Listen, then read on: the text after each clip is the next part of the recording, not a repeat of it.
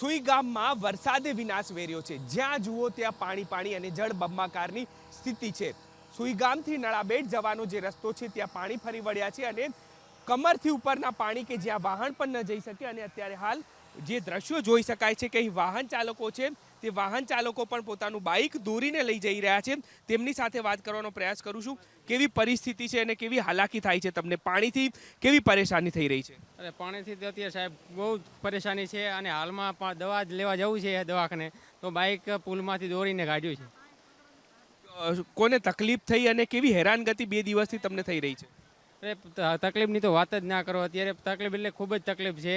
ખાવા પીવાની અને રહેવાની ખૂબ જ અગવડ પડે છે। બિલકુલ, હું બીજી તરફના દ્રશ્યો બતાવીશ કે ટ્રક જે છે તે ટ્રક પણ આ પાણીની અંદર જે છે તે ફસાઈ ચૂક્યો, તે પણ વહેણમાં આગળ વધ્યો। એટલે કે અત્યારની પરિસ્થિતિ જે છે તે ખૂબ જ વિકટ જોવા મળી રહી છે ને એટલે કે ક્યાંક આ પ્રકારની પરિસ્થિતિ જે છે તે પરિસ્થિતિના લોકો જે છે તેઓને અહીંથી પસાર થવું પડી રહ્યું છે। બીજી તરફ એક તરફથી બીજી તરફ લોકો નથી જઈ શકતા। જો વાહન નીકાળવું હોય તો આ વહેણની વચ્ચેથી તેમને આ વ્હીકલ જે છે તે પણ નથી નીકળી રહ્યું। એટલે કે ક્યાંક પરિસ્થિતિ જે છે તે ખૂબ જ વિકટ